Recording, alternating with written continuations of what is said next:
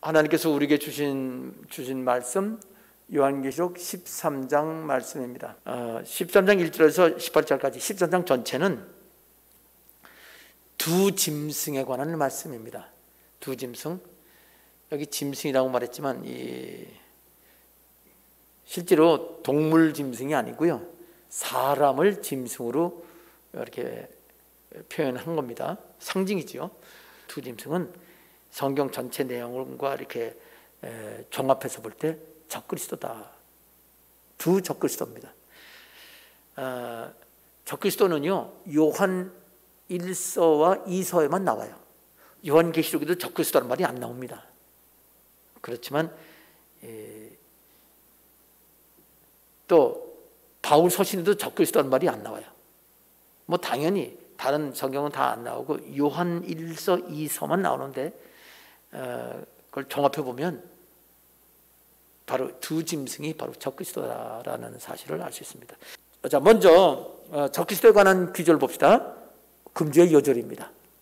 금주의 여절 중에서 여기 적그리스도라는 말이요, 요한일서 2장 18절에 적그리스도라는 말이 나오고요, 또 요한일서 2장 22절, 그리고 또 4장 3절 이렇게, 그리고 요한이서 1장 7절 이렇게 네 군데 나옵니다. 오늘 요절은 1장 7절입니다. 요한이서 2장 7절 함께 읽겠습니다. 미혹하는 자, 시작. 미혹하는 자가 세상에 많이 나왔나니 이는 예수 그리스도께서 육체로 오심을 부인하는 자라. 이런 자가 미혹하는 자요 적그리스도니. 아멘. 자, 여기 성경의 맨 마지막에 나오는 적그리스도라는 말인데, 적그리스도라는 말을 말하기 전에 먼저 미혹하는 자라고 그랬습니다. 미혹이란 그 길을 잘못 들게 한다, 그러니까 잘못된 길로 가게 한다, 그런 뜻이거든요. 그래서 우리 신앙생활을 하는 사람들을 하나님 기뻐하는 그 길로 가지 않고 다른 길로 가게 해서 하나님과 멀어지고 원수가 되게 하고 망하게 하는, 지옥 가게 만드는 사람을 미혹하는 자라고 불러요. 미혹하는 자의 원래 명칭은요, 마귀의 그 별명 중에 하나입니다. 미혹하는 자라고 요한계시록에 그렇게 말하겠습니다. 형제들을 미혹했다 이렇게 됐습니다.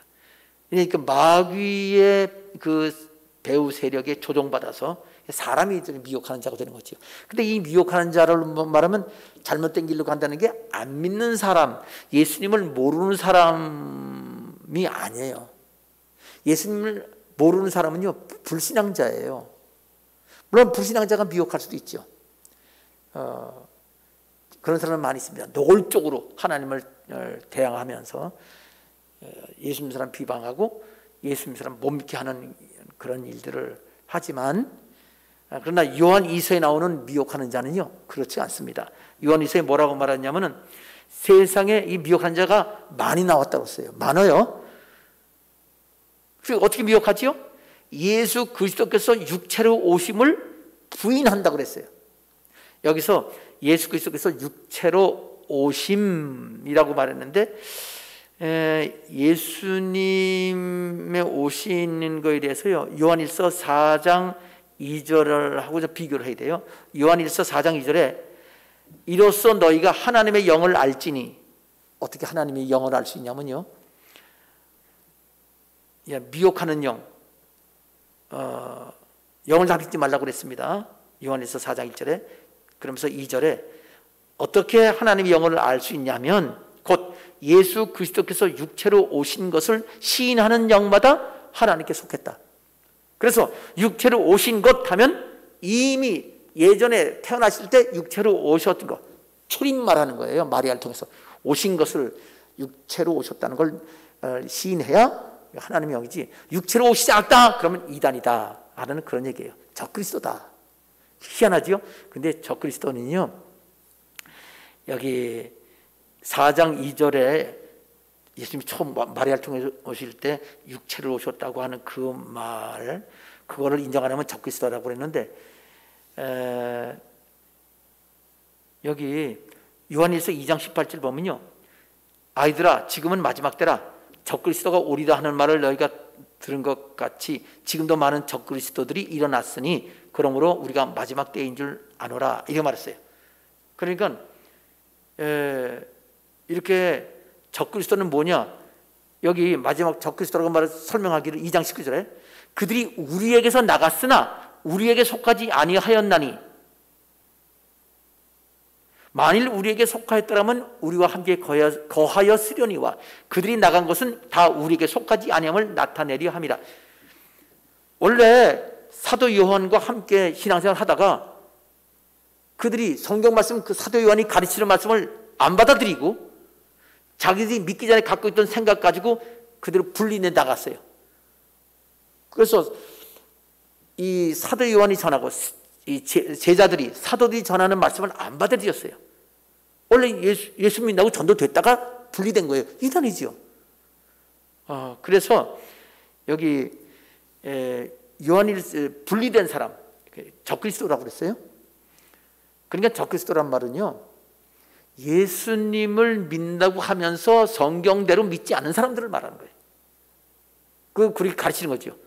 분리됐기 때문에 그 지도자들은 계속해서 성도들을 이렇게 잘못되게 가르칩니다. 세상 사고방식, 세상 지식으로 성경을 왜곡하는 거예요. 요즘 많아요. 신학교에서도 잘못된 거 많이 가르칩니다. 그게 누구냐? 신학교에서도 진화론 가르치는 신학교가 많아요. 성경이 하나님 창조와 진화론을 이게 합쳐서 그거를 뭐 진화론적 창조론이라고 하는 이상한 말을 만들어요. 여러분, 진화론은요 창조를 부인하기 위해서 만든 이론입니다. 그거 어떻게 합쳐요? 마귀하고 예수 하나님을 합칠 수 없잖아요. 근데 신학교에서 그렇게 가르쳐요. 그게 과학이라고 착각하기 때문에 그렇습니다. 그 진화론은 과학이 아니고요, 그거는 사실도 아닙니다. 자, 그러니까 여기 요한일서 2장 20절을 보면 거짓말하는 자가 누구냐? 예수께서 그리스도이심을 부인하는 자가 아니냐? 아버지와 아들을 부인하는 자는 적그리스도다라는 말을 했단 말이에요. 아버지와 아들을 부인하면 적그리스도예요, 여러분. 그러니까 아버지와 아들, 하나님은 한 분이지만 아버지와 아들, 아버지 하나님이 계시고 그 아들 예수님 하나님이 계시단 말이에요. 삼위일체지요. 그래서 우리는 믿는 겁니다. 삼위일체를 믿는 거예요. 자, 23절 보면 이렇게 있어요. 아들을 부인하는 자에게는 아버지가 없다. 아들을 시인하는 자에게는 아버지도 있다. 여러분, 하나님만 믿으면 된다, 이거 아니에요. 하나님을 믿고 예수 그리스도도 믿어야 돼요. 하나님의 아들. 그런데 아버지가 중심이냐 아들이 중심이냐 하면요, 여기 요한일서 2장 23절 보면 아들이 중심이에요. 아들을 신하면 아버지도 있고 아들을 부인하면 아버지도 없다. 우리는 아버지를 인정하면 아들도 있다, 이게 아니고요. 왜냐면요, 하나님은 원래 볼 수가 없는 분이에요. 근데 그 하나님이 보이는 몸으로 이 땅에 아들로 오셨단 말이에요. 보이는 하나님만 안 믿고 어떻게 보이지 않는 하나님을 믿는다고 할 수 있어요? 보여주러 오셨기 때문에 그 보여주는 하나님을 무시하면 원래 하나님 같은 분인데 인정은 안 하는 거죠. 믿는 걸로 인정할 수가 없죠. 자, 그래서 여기서 보면은 적그리스도라고 그랬어요. 아까 제가 여러분에게 요한일서 4장 2절은 육체로 오신 것을 부인하면 적그리스도라고 그랬어요. 그런데 요한 2장 22절 23절에는요 아들을 인정하지 않으면 그거는 적그리스도라고 그랬어요. 그러니까 여기 벌써 지금 요한일서 3번 나오는 거는요 이런 겁니다. 육체로 오신 거 부인하면 이단, 적그리스도. 그 다음에 아들과 아버지 중에 아들이 중요한데 아들을 인정하지 않으면, 아들 아버지 관계 인정하지 않으면 하나님 적그리스도, 이단. 그 다음에 2장 18절 아까 말했죠. 지금 사도들 교훈, 성경 얘기예요. 성경에서 벗어나면 적그리스도, 이단 이렇게 되는 거예요. 그러니까 이게 적그리스도라고 똑같은 말이 아니라 적그리스도라는 말을 사용해서 벌써 3가지 얘기했어요. 오늘 요절은 뭐라고 그랬죠? 요한이서라고 그랬죠? 요한이서 1장 7절에는요 아까 요한일서 4장 2절에서는요 육체로 오신 것 하면 마리아한테 태어나신 거예요. 이미 오신 거라고. 이미 과거형을, 과거 완료형을 썼어요. 완료. 현재, 이전에 완료됐다. 그런데 여기 요한이서 1장 7절 요절에 우리 오늘 금주 요절은요 육체로 오심을 이라는 말은요 현재적이에요. 현재. 지금 오시는, 근데 이 현재인데 미래를 가르치는 현재예요. 오시는 이 말은 오실이라는 의미. 여기 현재형은요 넓어요. 자, 이미 오셨으면 오신 거예요. 근데 앞으로 오실 때는 오시는 분을 표현하기를 오시는 이렇게 표현했어요. 이거는 재림을 말하는 거예요. 재림 때도 그냥 영으로만 오시는 게 아니라 그 부활 승천하신, 태어나셨다가 죽었다가 부활하셨다가 승천하셨던 분이 다시 그 부활한 육체를 가지고 몸을 가지고 오시는 겁니다. 아멘. 하나님은 우리 육체도 귀중히 여기십니다. 아멘. 부활케 해주실 겁니다. 자, 그래서 이거 참 중요합니다. 왜 중요하냐면요, 보세요. 아까 설교 제목이요, 두 짐승 두 적그리스도라고 그랬죠. 벌써 적그리스도라고 말할 때 하나는 정치적 적그리스도예요. 첫 번째가 정치적 적그리스도하고 두 번째는 종교적 적그리스도가 나와요. 그런데 이 적그리스도는요 두 명인데 그냥 요한일서에서는요 적그리스도라고 단수를 표현해요. 왜 그러냐면 요한일서 2서는 주로 거짓 선지자, 이단들을 중심으로 얘기를 한 건데 여기 요한계시록에서는요 둘로 분리해서 하나는 정적 적그리스도, 하나는 종교적 적그리스도로 구분합니다. 이제 설명 들어가면, 자세히 설명 들어가면 여러분에게 그것을 말씀을 드리겠습니다. 자, 요한 2서 1장 7절은 재림 때도 육체를 갖고 오신다.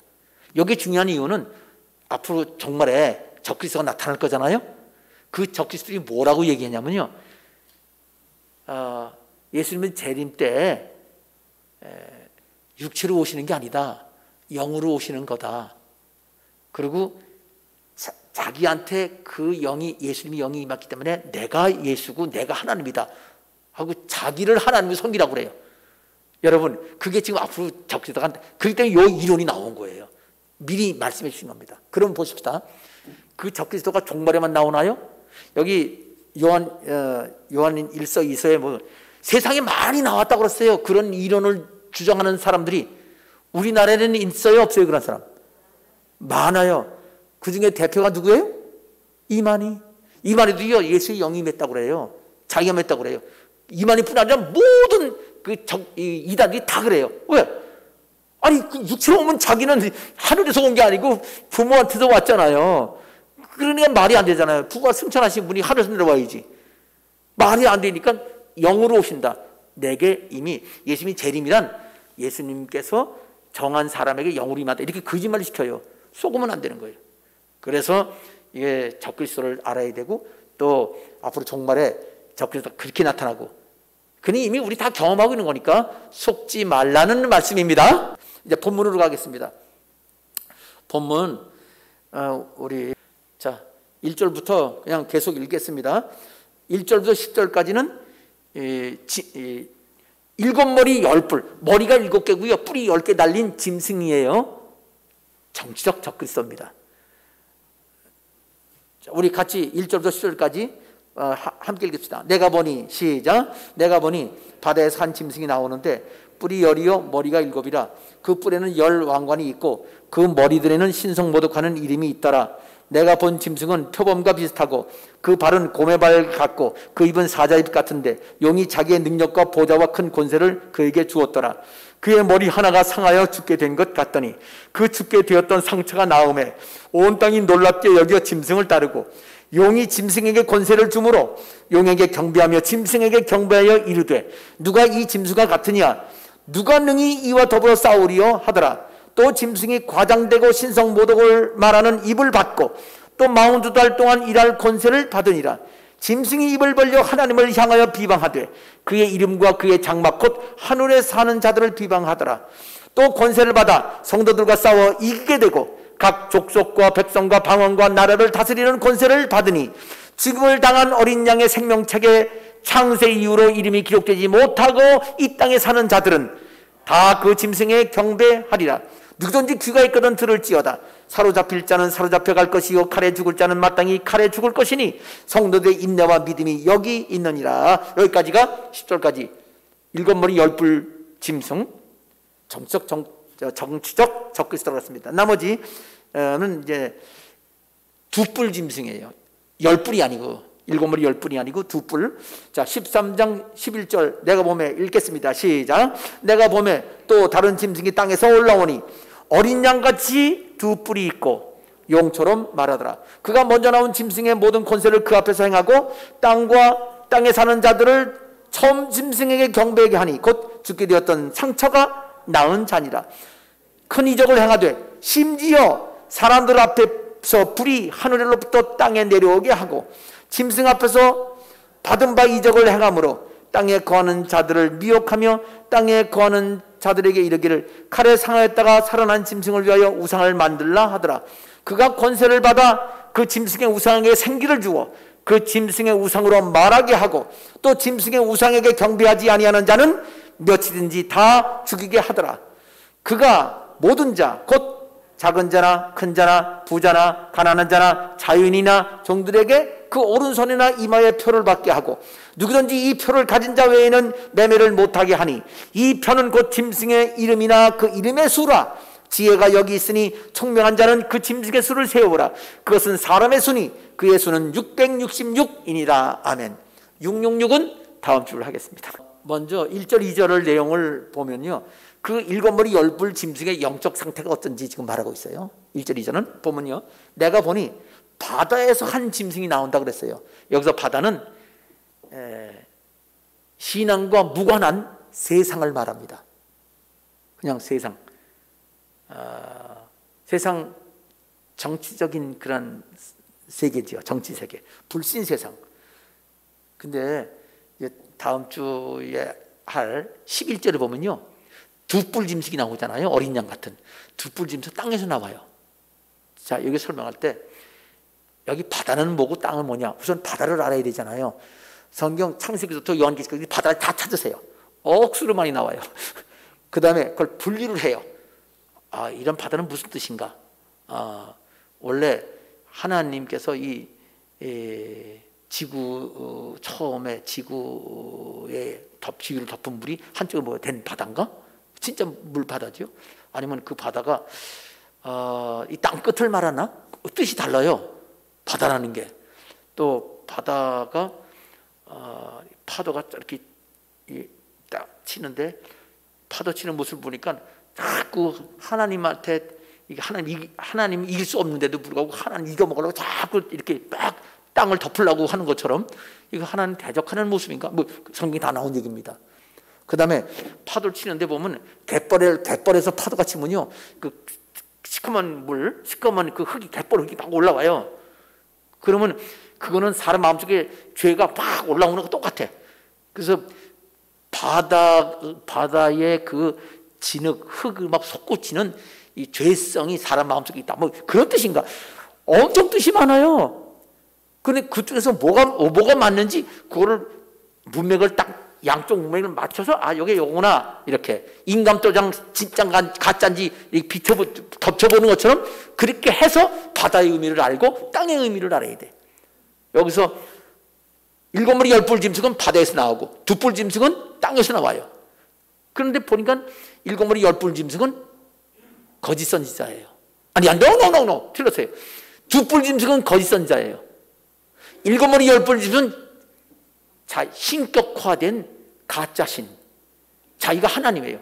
그러니까 일곱 머리 열뿔 짐승은 하나님이라고 그러고요, 두뿔 짐승은 이 일곱 머리 열뿔 짐승은 신이니까 섬겨라 하고 선전 역할, 앞잡이 노릇해요.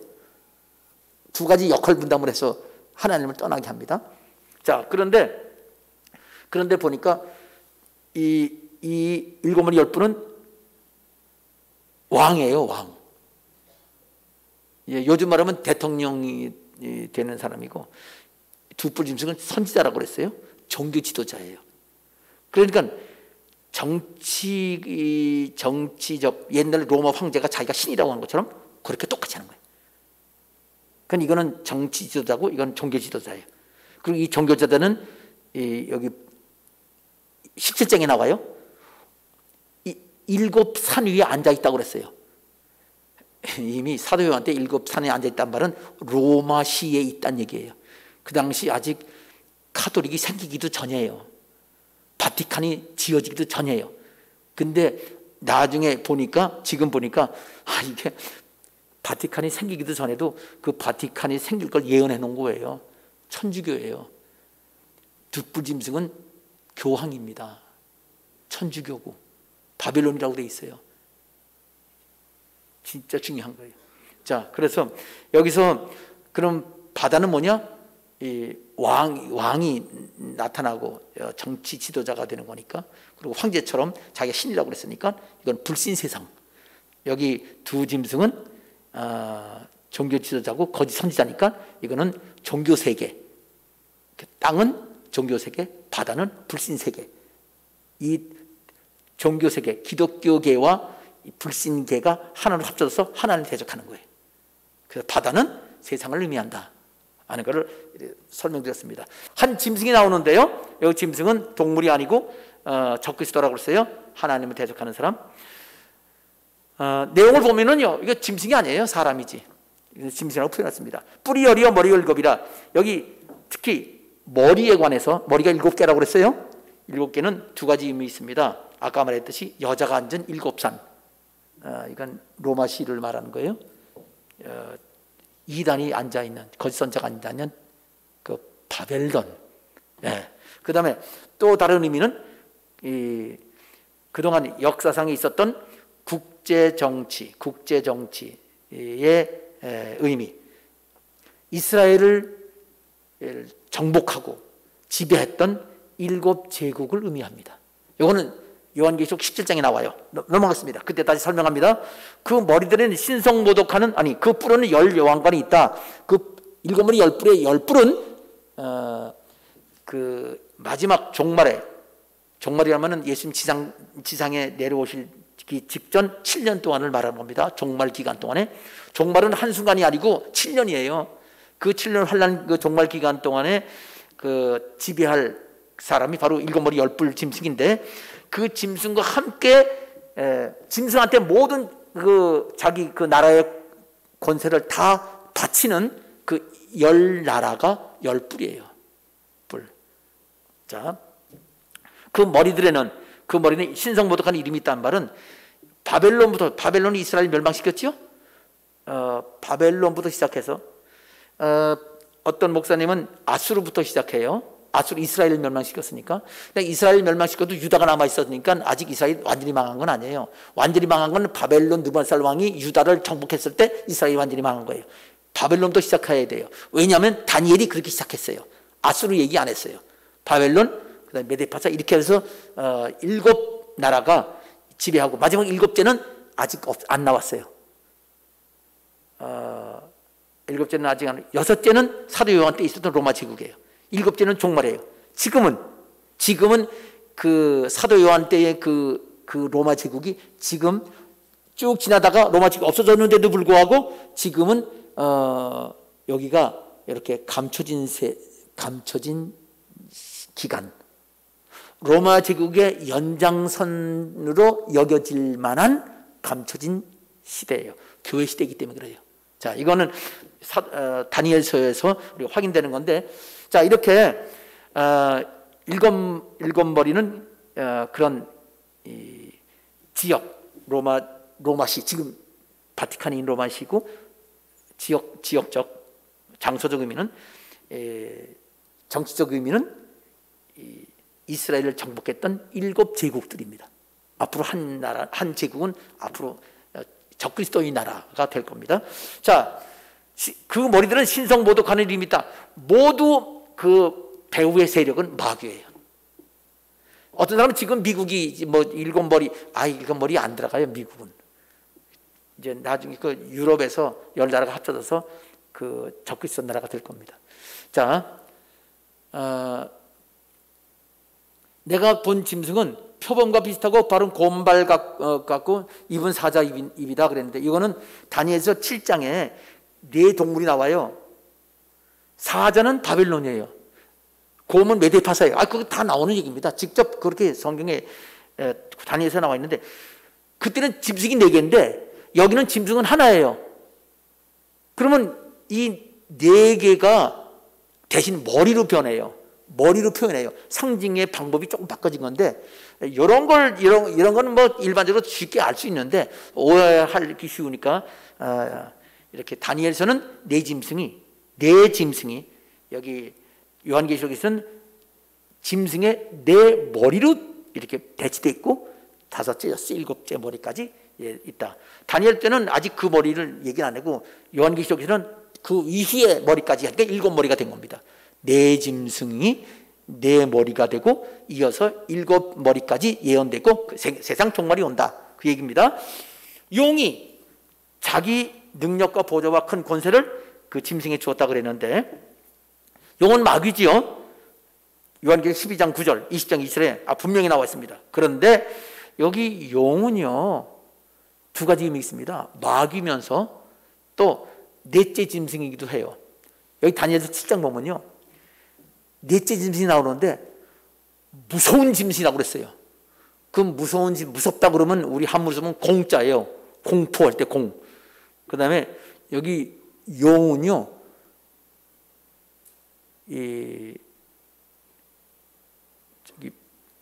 여기 그 짐승에서 악어 같은 걸, 그 짐승 있잖아요.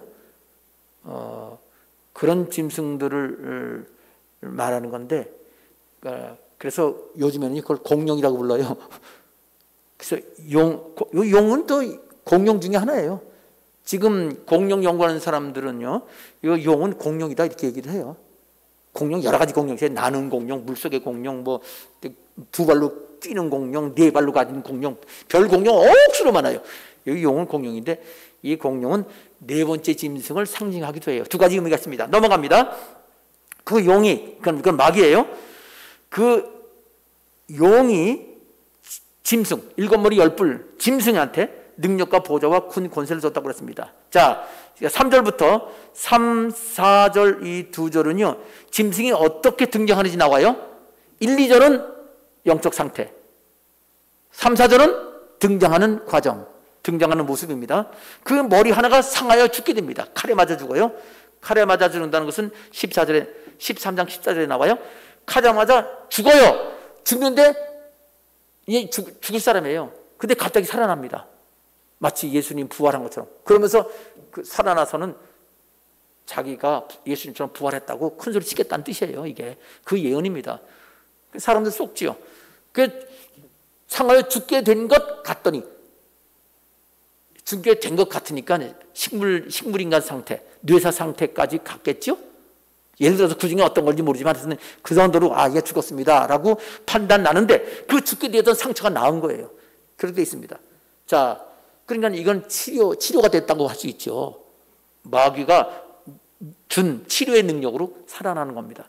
자, 근데 이 마귀가 준 치료의 능력도 사실은 하나님의 허락하에서 이루어지는 겁니다. 절대로 마귀는 천사급이기 때문에 하나님 허락 없이는 아무것도 안 돼요. 우리 마귀 무서워할 게 아니라 하나님 더 두려워해야 됩니다. 예. 자, 그렇게 난이 치료가 되니까 온 땅이 놀랍게 여겨 짐승을 따릅니다. 자, 요 말은 뭐냐면 그냥 요 끝나는 게 아니에요. 사람이 온 세계가 짐승을 따릅니다. 그러면 우리 여론조사 한번 합시다. 전 세계 사람들 대상으로. 몇 퍼센트 나올까요? 여론조사 전 세계 인구. 짐승을 따를 사람 동그라미, 안 따를 사람 X 하면은 동그라미가 몇 퍼센트 나올 것 같아요? 예수 믿는 사람 빼놓고, 진실 믿는 사람 빼놓고 100%예요. 예수 믿는, 교회를 다니는 사람 믿는다고 하면서도 사실은 이 말씀 그대로 믿지 않는 사람은 다 적그리스도 따라갑니다. 여러분, 대한민국의 교회 중에서 진실로 예수 믿지 않고 마귀 따라하는 사람 있겠어요? 없겠어요? 많아요? 적어요? 많아요. 그게 문제예요. 종말에는요, 진실로 믿는 그 사람들 3분의 1이 떨어져 나가요. 그렇게 3분의 1이 떨어나오고 그렇게 예언되어 있습니다. 자, 온 땅이 노랗게 짐승 따라 짐승을 따르다 보면요, 요 뒤에 생략된 게 뭐냐? 그래서 이 짐승이 전 세계를 다스리는 왕이 된다. 그러는 거예요. 여기 상례돼. 그러면 왕이 되는 거죠. 여론 다 100% 따르면 그 틀림없이 왕이 돼요. 그렇게 돼서 그 다음에 또 4절 이하에는요, 이제 권세를 주는데 이 권세는 영적 권세입니다. 자기가 하나님처럼 존경받고 이 세상 전체를 지배하는 그런 상태가 되는 겁니다. 그 권세를 줘서 그래야 됩니다. 이것도 마귀로부터 받는 권세지만 하나님의 허락해서 이루어진 겁니다.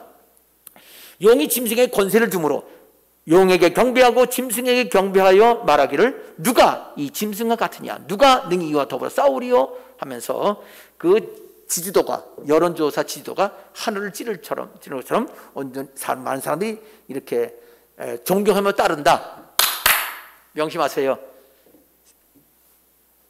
예수 믿는 사람은 오직 존경할 분은 예수님 한 분밖에 없습니다. 자, 15절 또 짐승이 과장되고 신성모독하는 입을 받아요. 여기서 5절서부터 8절까지는 어떤 내용이 있냐면요, 짐승이 전 세계를 지배하는 방법이 나와 있어요. 짐승이 과장되고 신성모독하는 입을 받는다. 이 말은 과장이란 말은 거짓됐다 뜻이에요. 이건 과정이지요. 글쎄 갑자기 우리 아들이 키가 자라는데 갑자기 그냥 저 하늘 꼭대기까지 천정까지 닿더라고. 말이 돼 안 돼? 과장이죠. 과장은 우리가 재밌게 문학적으로 표현 쓰지만 사실은 성경에도 과장법이 나오긴 해요. 그렇지만 여기서는 하나님을 대해서 과장하면서 비방한 데 썼기 때문에 이거는 엄청난 큰 죄악입니다. 자, 그래서 그런 하나님을 대적하는 입을 받는다. 여기도 마귀로부터 받지만 하나님이 허락합니다. 하나님이 허락해줘요. 하나님이 이렇게 허락했다는 말은요, 데살로니가 후서 2장 9절, 11절, 12절까지 나와 있어요. 마귀 역사도 하나님이 허락하신다고. 미혹하는 역사를. 자, 그렇게 해가지고 어느 정도 5절 보니까요, 42달 동안 일할 권세를 받는다고 했어요. 42달 동안은 후 3년 만입니다. 그리고 그 다음에 실제로 이렇게 권세를 받은 다음에 6절부터 봅니다. 그래서 그 받은 권세를 가지고 짐승이 입을 벌려 하나님을 향하여 비방합니다. 자, 다시 명심하세요. 하나님을 향하여 한다고 그러지만 여기 마귀가 하나님을 향해서 해요? 짐승이 해요? 짐승이 해요. 짐승은 사람이에요? 마귀예요? 사람이에요. 마귀는요, 하나님을 향해서 비방할 수가 없어요. 마귀는 천사인 거 자기가 알거든요. 맨 처음에 타락할 때도요, 하나님과 싸워가지고 이기는 게 아니에요. 마귀가 나도 하나님처럼 될 수 있어라고 자기를 높여서 또 하나님께 징계받은 거예요. 하나님 대항 못해요, 마귀는.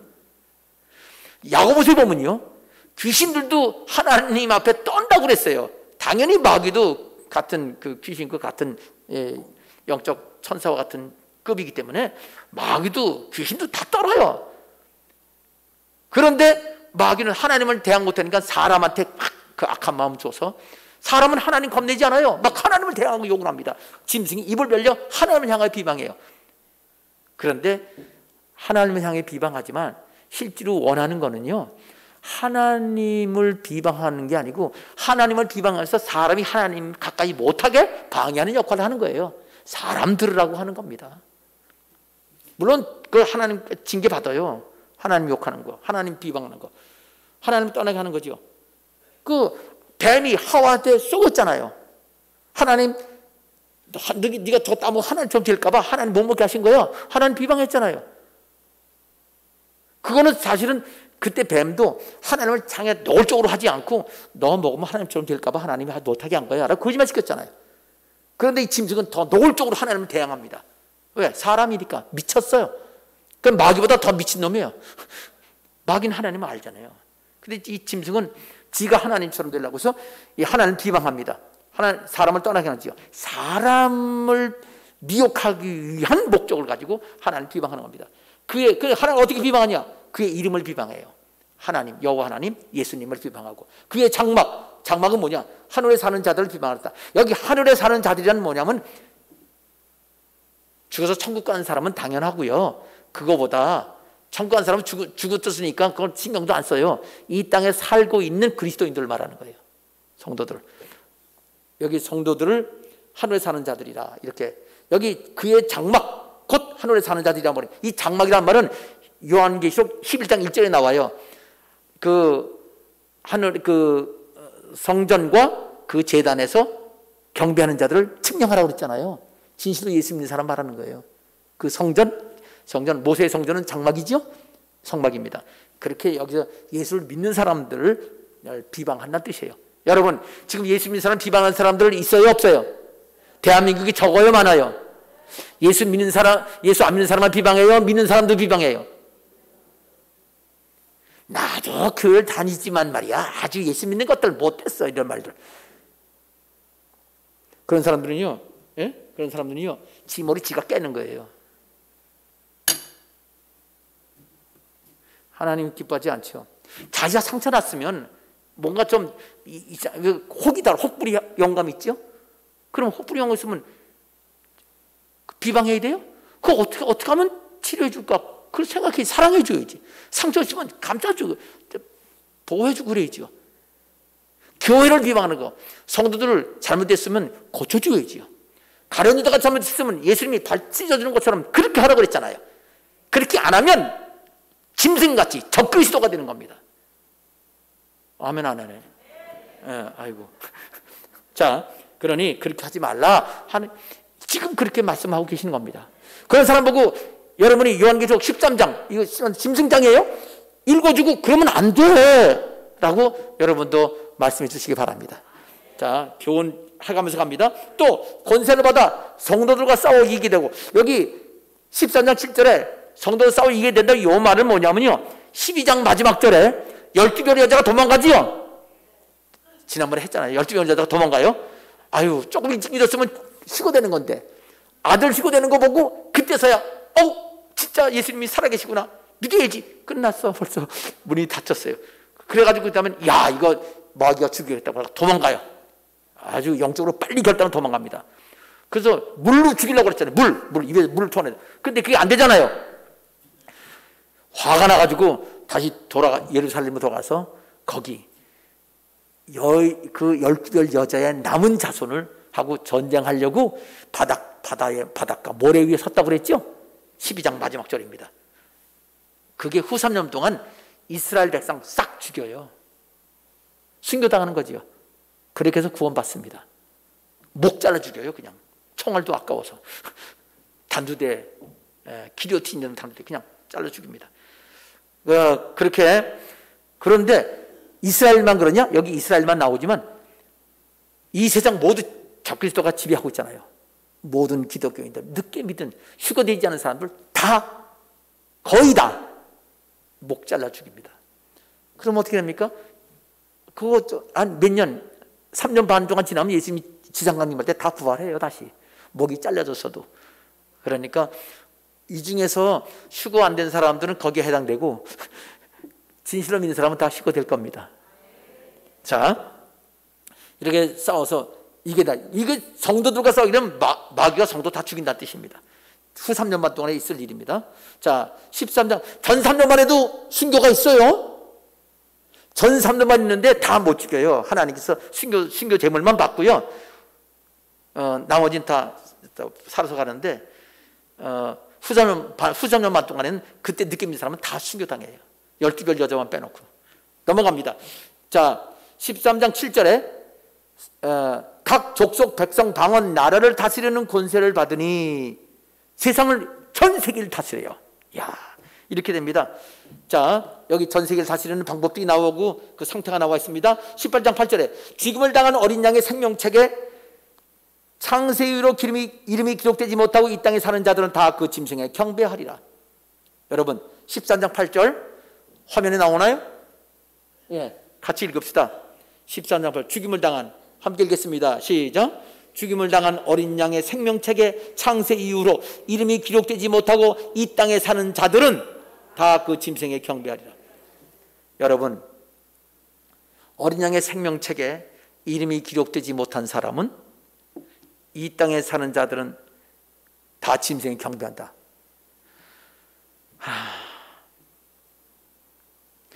여기요, 적그리스도, 여기 이제 적그리스도 중에 종교적 적그리스도가 이제 11절부터 나온다고 그랬죠? 예수님 알까요? 모를까요? 이름으로는 알지. 근데 진짜 믿지는 않잖아요.